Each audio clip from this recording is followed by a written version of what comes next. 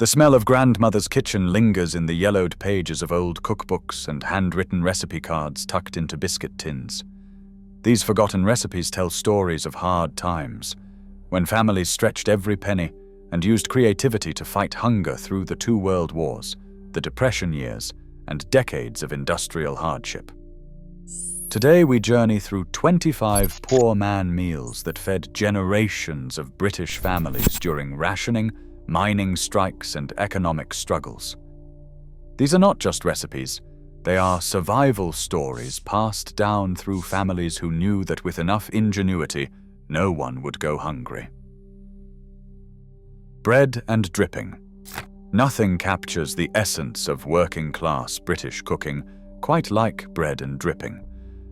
After the Sunday roast, the precious fat that collected in the bottom of the roasting tin was carefully poured into a basin and left to set. The next morning, children spread this savory jelly onto thick slices of bread, sometimes sprinkled with salt. The dripping separated into layers as it cooled. The brown jelly at the bottom carried the richest flavor, the meat juices concentrated into something approaching gravy. Above it, the white fat provided calories desperately needed by men heading into mines and factories. In northern industrial towns, bread and dripping sustained families between paydays.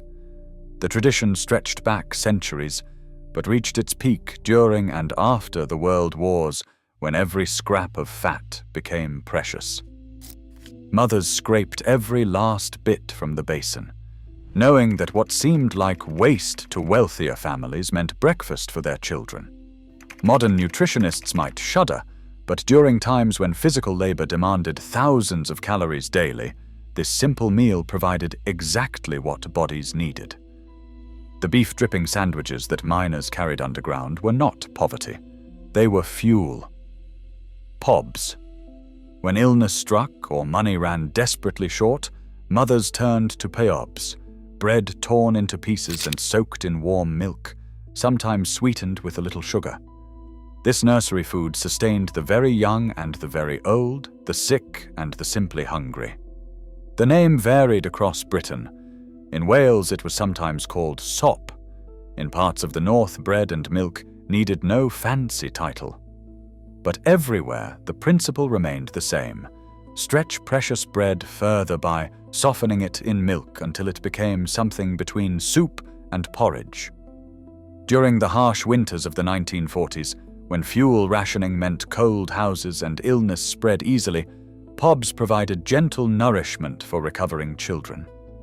The warm milk soothed sore throats, while the softened bread filled empty stomachs without demanding much from weakened digestion. Elderly people today still remember eating Pobs by firelight, the simple comfort of warm milk and bread representing their mother's love, made edible during the hardest years of their childhood. Chip butty. The chip butty, hot chips pressed between 2 slices of buttered white bread, became the working-class meal that defined generations. Born in the industrial north, where chip shops provided hot food for families without the means or time to cook elaborate meals, this sandwich turned a small portion of chips into something far more filling. The butter melted into the hot chips, and the bread soaked up the grease and vinegar. Salt and perhaps a splash of brown sauce completed the meal. For a few pennies, a worker could eat something hot that would sustain them through a long shift. Fish and chip shops became community institutions during the Depression, and they continued through rationing, when fish were not rationed and provided affordable protein. But when even fish became too dear, the chip butty alone fed hungry families. Children coming home from school would receive their chip butty wrapped in newspaper, the print transferring slightly to the bread. Nobody minded. The combination of crispy chips, soft bread, and salt provided comfort that transcended its humble ingredients. Sugar butty. Perhaps nothing speaks more plainly about hard times than the sugar butty, 2 slices of bread spread with margarine and sprinkled with sugar. When there was nothing else in the larder, this sweet sandwich filled children's stomachs and stopped their crying. Sometimes mothers added a shake of cinnamon, if the spice cupboard allowed such luxury. Other times, the sugar stood alone, its sweetness tricking young minds into believing they had received a treat rather than a desperate measure. During the 1920s and the 1930s, when unemployment devastated industrial communities, sugar butties appeared in school lunch boxes alongside the mustard sandwiches of equally struggling families. Teachers learned not to comment on what children brought, understanding the shame that accompanied poverty. The quick energy from sugar helped children concentrate through afternoon lessons, even as their parents worried about where the next proper meal would come from. In oral histories of Depression-era Britain, the sugar butty appears again and again, sometimes remembered fondly, sometimes with lingering embarrassment at having once been so poor. Woolton pie. Named after Lord Woolton, the Minister of Food during World War II, this vegetable pie became the symbol of wartime cooking. The recipe contained no meat whatsoever, just root vegetables bound with oatmeal and covered with potato pastry or a mashed potato crust. Carrots, swedes, turnips, and potatoes formed the filling, flavored with vegetable extract and whatever herbs grew in the Victory Garden. The Ministry of Food promoted the recipe relentlessly through radio broadcasts and newspaper advertisements, presenting necessity as a patriotic virtue. British restaurants, government-run canteens that served affordable meals, featured Woolton pie on their menus daily. For a few pence, anyone could eat a filling meal that required no ration coupons. Factory workers and office clerks alike queued for portions that tasted better than the ingredients suggested. The recipe adapted to whatever was available. Spring versions included young peas and broad beans. Autumn pies grew heartier with parsnips and leeks. Throughout, the principle remained constant: stretch vegetables into something that satisfied like meat, even when meat could not be had. Tripe and onions. The stomach lining of cows, slow cooked with onions in milk until tender, once fed industrial Britain. Tripe shops dotted northern towns, selling the cleaned and prepared offal, ready for home cooking. The smell, distinctive and impossible to ignore, announced itself streets away. Working-class families couldn't afford prime cuts, but tripe cost pennies and provided protein when stretched with plenty of onions and served with bread to soak up the creamy sauce. The long cooking transformed something that looked unappetizing into tender pieces swimming in onion-flavored milk. In Lancashire and Yorkshire, tripe and onions appeared on pub menus and in home kitchens every week. Tripe dressers, specialists who cleaned and prepared the stomachs, were respected tradespeople. Markets featured tripe stalls where housewives selected the best pieces with knowledgeable eyes. The dish has nearly vanished from modern Britain, remembered only by those old enough to recall its taste. But for generations, tripe meant survival, an affordable protein that kept families fed when beef and lamb remained impossible dreams. Bubble and squeak. Nothing went to waste in a thrifty British kitchen, and Bubble and Squeak transformed yesterday's vegetables into today's meal. Leftover cabbage and potato, the remains of Sunday dinner, were mashed together and fried in dripping until crispy and golden.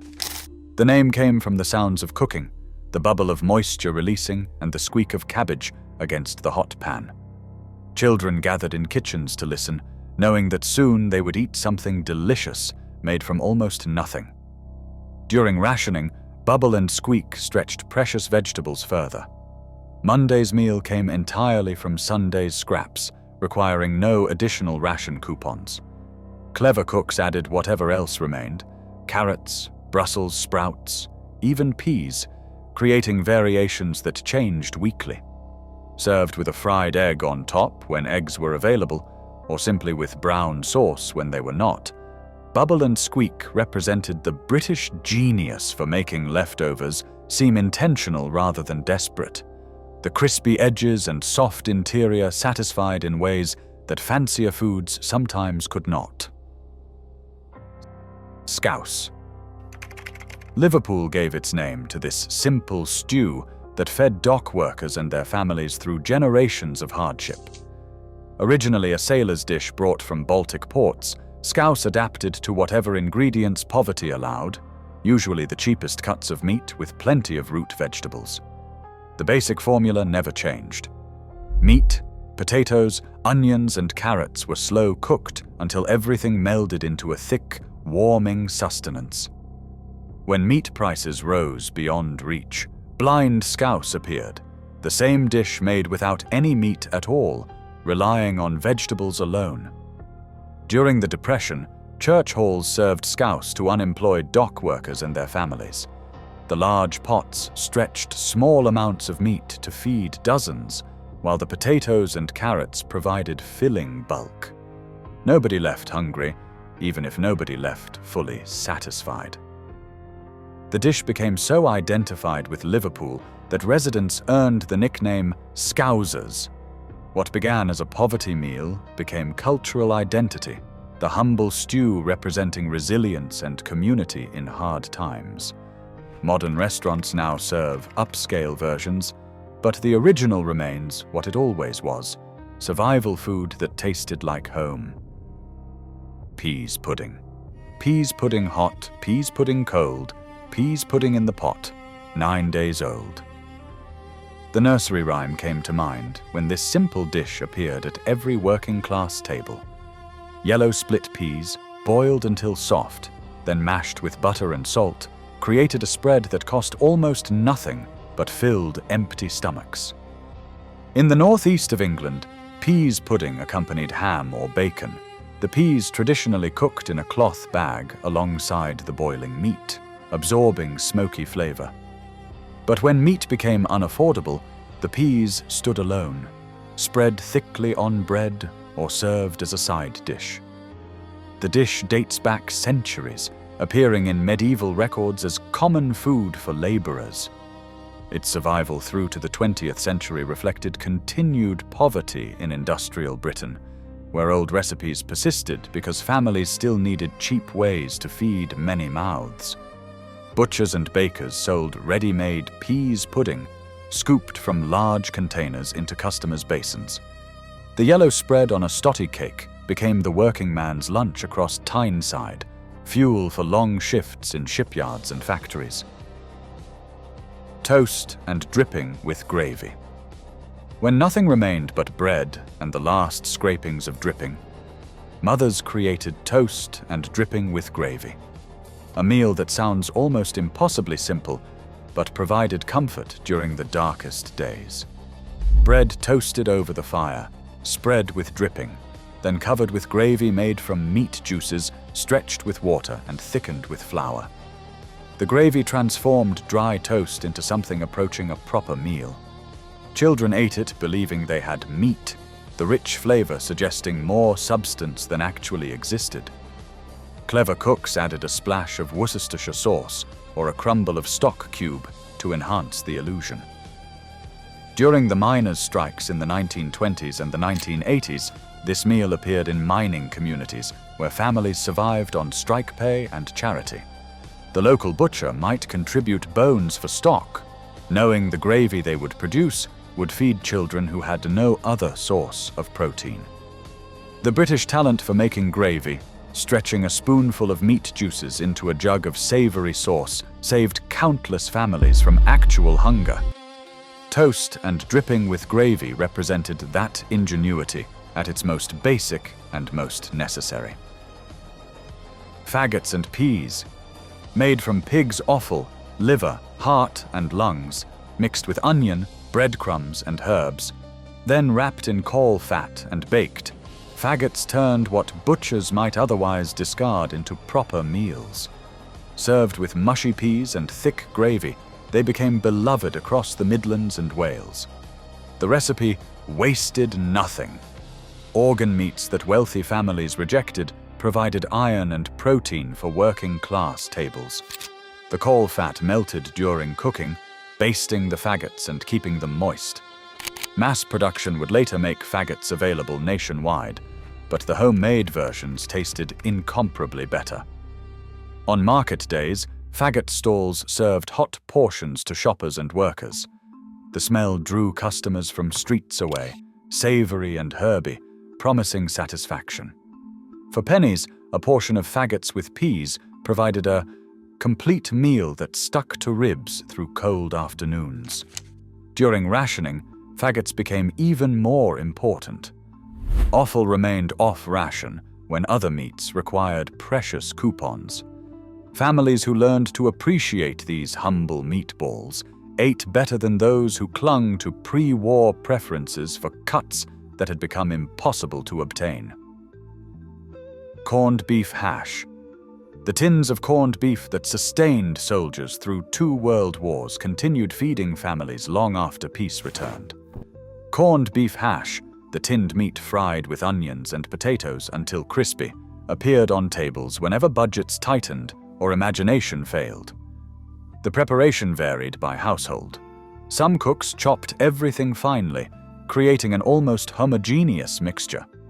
Others preferred chunks of potato and shreds of meat that maintained their identity. All agreed that the dish required proper frying until a crust formed on the bottom, then flipping to crisp the other side. Topped with a fried egg or served with pickled beetroot, corned beef hash transformed emergency rations into something children requested by name. The salt of the corned beef seasoned the potatoes, while the fat, rendered during cooking, ensured satisfying richness. During the post-war years, when fresh meat remained scarce despite victory, corned beef hash kept appearing. Mothers who had learned to cook with tins during rationing continued the practice even as circumstances improved, the dish becoming comfort food rather than mere necessity. Spam fritters. Spam arrived in Britain during World War II and never entirely left. Sliced, coated in batter, and deep-fried, spam fritters appeared in chip shops and school canteens throughout the post-war decades.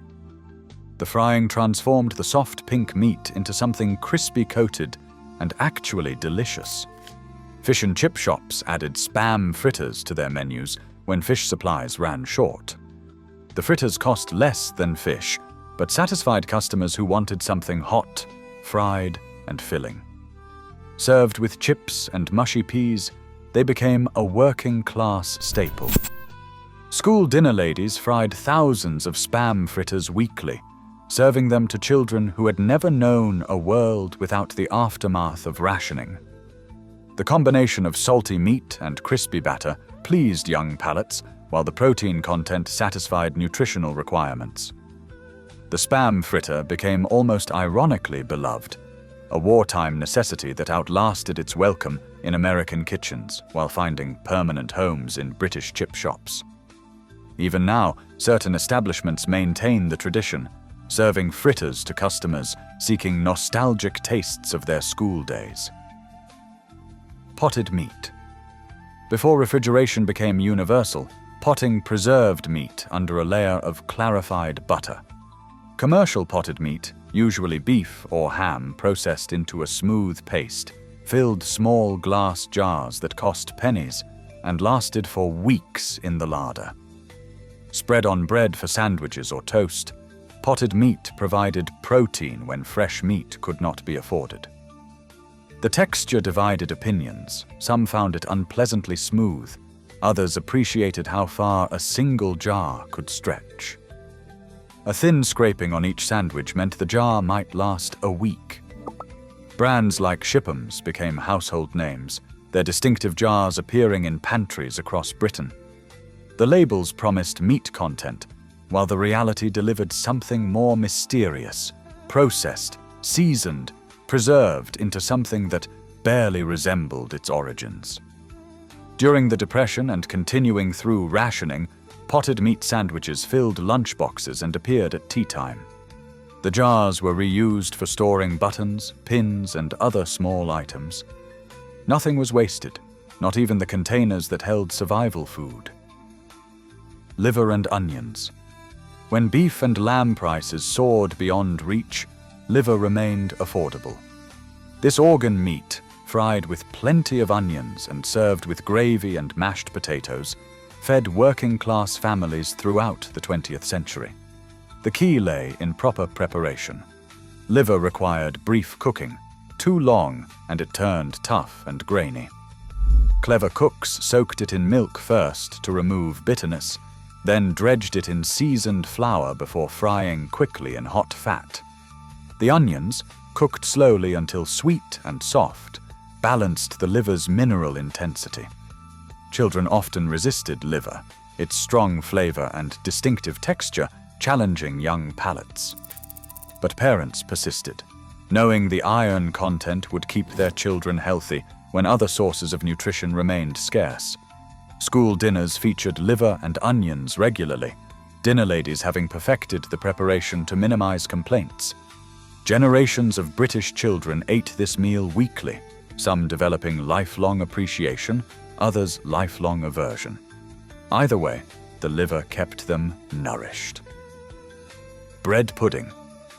No scrap of food went to waste during hard times, and bread pudding transformed stale bread into something approaching luxury.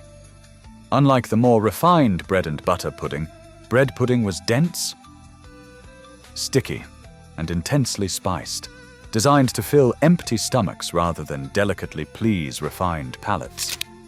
The recipe soaked stale bread in tea or milk, then mixed it with suet, sugar, dried fruit, if available, and generous amounts of mixed spice.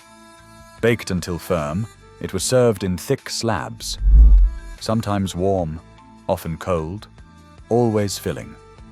Bakeries sold bread pudding by the slice, providing affordable treats for workers wanting something sweet with their afternoon tea. The dense texture meant small portions satisfied, while the spices created flavor that transcended humble ingredients. During rationing, dried fruit became precious, hoarded for special occasions. Wartime bread pudding often contained fewer currants and raisins than pre-war versions, relying more heavily on spice to create the illusion of richness. Nettle soup. When money ran out but weeds grew plentiful, resourceful cooks gathered young nettle tops for soup.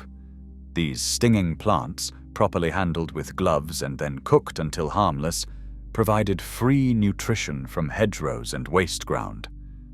The soup required little else: an onion if available, a potato for thickening, water and salt. The cooking transformed nettles into something resembling spinach soup, green and earthy and surprisingly pleasant. During spring months, when last year's stored vegetables had finished but gardens had not yet produced, nettles bridged the gap. Foraging traditions from rural poverty continued into urban areas. Even in industrial cities, nettles grew in abandoned lots and railway embankments. Families who knew the old ways gathered these free greens, while neighbors who had forgotten such knowledge went hungry. The recipe appears in wartime cooking guides, presented as patriotic duty rather than admission of poverty. Dig for Victory extended to gathering wild foods, with nettles featured prominently as nutritious and freely available. Oxo and toast. When nothing else remained, an oxo cube dissolved in hot water created instant broth that could be poured over toast for a warm, savory meal. This desperate measure sustained families through the final days before payday, when cupboards held nothing but stock cubes and bread. The salt and concentrated meat flavor made the toast seem more substantial than mere bread soaked in brown water. Children ate it believing they had had something approaching soup, the warmth filling stomachs that had no other options. During strikes and lockouts, when families survived on credit from sympathetic shopkeepers, oxo and toast appeared repeatedly. The cubes cost almost nothing and lasted indefinitely. Even the poorest could usually manage bread and a stock cube. The meal provided minimal nutrition but maximum psychological comfort. Hot food, even this rudimentary version, felt like proper eating in ways that cold bread alone never could. The oxo cube, designed for convenient stock making, became a survival ration for Britain's poorest families. Mock goose. No goose appeared in mock goose. Instead, liver wrapped around sage and onion stuffing created a roll that vaguely resembled the real thing. This poverty substitute for Christmas dinner appeared on working-class tables when actual goose remained an impossible luxury. The liver came cheap from butchers happy to sell offal that wealthier customers rejected. The stuffing used stale bread, onions, and garden sage. Rolled together, tied, and roasted, the combination created something that satisfied the desire for special occasion food, even when circumstances prevented the genuine article. Served with roast potatoes and vegetables, mock goose allowed families to maintain traditions even during hardship. Children who had never tasted real goose did not know what they were missing. Parents knew, but found comfort in providing some version of celebration. The recipe appears in wartime cookbooks alongside other mock dishes: mock cream, mock banana, mock everything that rationing made unavailable. British determination to maintain normality expressed itself through these imitations, dignity preserved through culinary creativity. Jam roly-poly. This suet pudding, a rolled sponge spread with jam then steamed or baked, appeared in school canteens and home kitchens throughout the 20th century. The cheap ingredients stretched to feed many, while the sweetness provided comfort when little else could. Suet from the butcher cost almost nothing. Flour and a bit of jam completed the recipe. The rolling created spiral layers of dough and preserve, pretty when sliced and satisfying to eat with custard made from powder rather than eggs. School dinners featured jam roly-poly every week, the pink swirls appearing on plates alongside lumpy custard. Children who received free school meals ate the same pudding as those whose parents paid.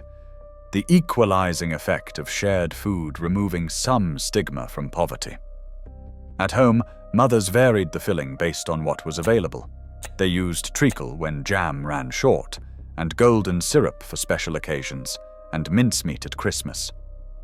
The basic technique remained constant: suet pastry wrapped around something sweet to create a filling pudding from minimal investment. Haslet. This Lincolnshire speciality, a meatloaf made from pig offal, sage, and breadcrumbs, provided affordable protein across the East Midlands. Butchers sold haslet ready-made, sliced to order for customers wanting something substantial for sandwiches or cold suppers. The mixture typically included heart, liver, and sometimes lungs, all minced finely with herbs and bound with breadcrumbs before baking. Served cold with pickles and bread, haslet made leftovers seem intentional, a proper cold meat for tea rather than scraps assembled from necessity. During hard times, haslet stretched precious protein further than chops or joints ever could. The offal that made up its bulk cost far less than muscle meat while providing equal nutrition. Families who'd never have admitted to eating heart or liver consumed both happily when disguised in haslet's savoury slices. The tradition continues in Lincolnshire, where butchers still make haslet to family recipes. What began as poverty food became regional pride, humble origins forgotten as the dish achieved heritage status. Toast water. For the very poorest or the very ill, toast water provided something between food and drink. Bread toasted until nearly burnt, then soaked in boiling water, created a thin brown liquid that contained minimal nutrition but filled empty stomachs. Invalids drank toast water when nothing else would stay down. The gentle flavor settled uneasy stomachs, while the warmth provided comfort. Victorian medical texts recommended it for fever patients, and the practice continued well into the 20th century.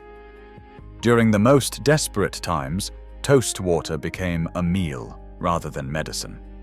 When even bread ran short, toasting made it seem like more, while the water stretched a single slice into something that could be shared.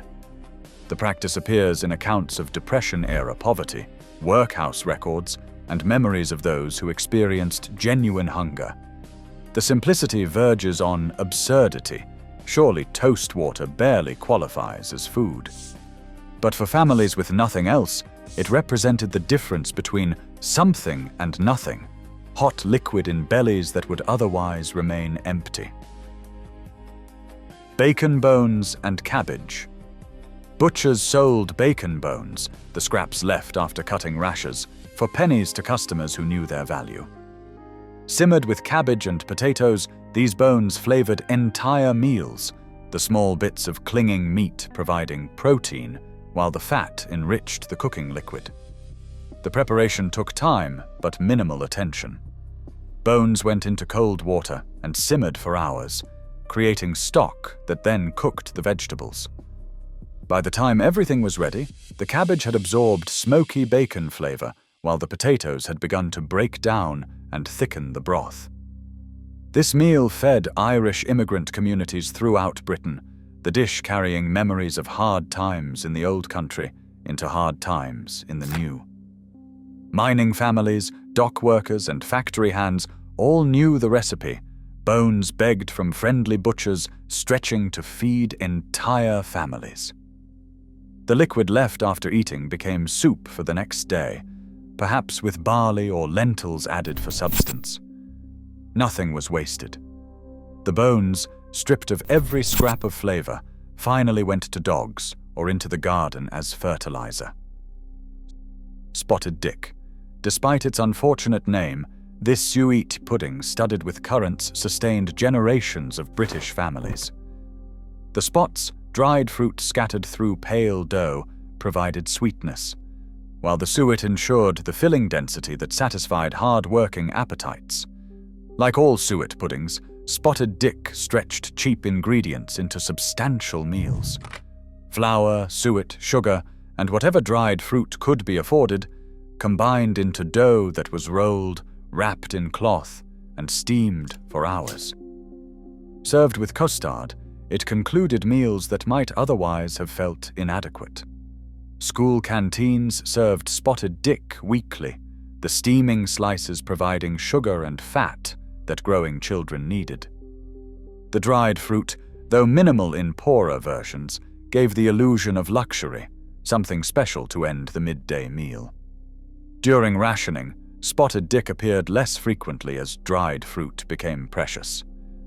But the basic recipe, suet dough with whatever sweet additions could be managed, continued providing affordable puddings.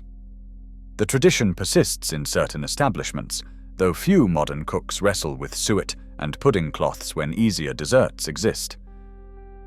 These 25 recipes tell stories of British resilience through scarcity. They remind us how recently genuine hunger threatened families, who today might take abundance for granted. The yellowed recipe cards in grandmother's box are not just cooking instructions, they are survival manuals from times we would do well to remember. Each dish carries memories of mothers stretching impossible budgets, fathers eating less so children could have more, and communities sharing what little they had during strikes, wars, and depressions. The food itself might have been humble, but the love and ingenuity that created it was anything but.